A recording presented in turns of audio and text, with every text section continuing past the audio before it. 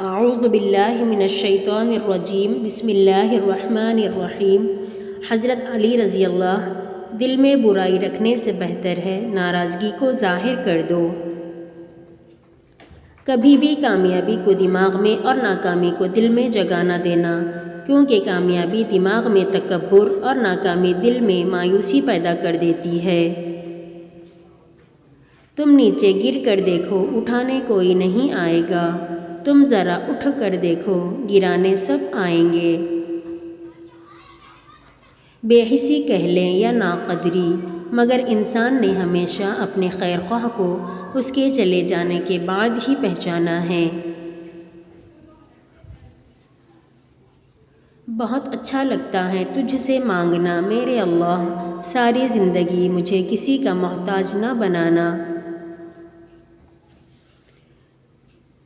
حضرت علی رضی اللہ، اگر تم اس وقت مسکرا سکتے ہو جب تم پوری طرح ٹوٹ چکے ہو، تو یقین جانو کہ دنیا میں تمہیں کبھی کوئی نہیں توڑ سکتا ہے۔ الجھے ہوئے ذہنوں کو سجدے ہی سلجھا دیتے ہیں۔ برائی سے دور اور نیکی کے پاس صرف نماز ہی لے کر جا سکتی ہے۔ ہم حاسد کو کیسے پہچانیں؟ حسد کرنے والے کی مسکراہٹ پھیکی اور طنزیہ ہوتی ہے، ہنسی تمسخرانہ ہوتی ہے اور آنکھوں میں بھی خاص کیفیت ہوتی ہے۔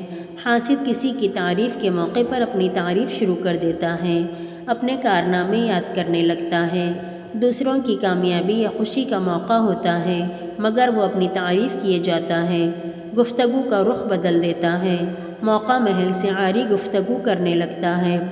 جو کسی شخص کی برائیاں اور غیبت شروع کر دیتا ہے اور اس کے عیب لوگوں میں بیان کرنے لگتا ہے، موڈ بدلنے لگتا ہے، ایک دم بجھ سا جاتا ہے، ماحول سے بیزار نظر آنے لگتا ہے، کسی کی عزت و شہرت اس سے برداشت نہیں ہوتی، جس سے حسد کرتا ہے ہمیشہ اسے بدنام کرنے کی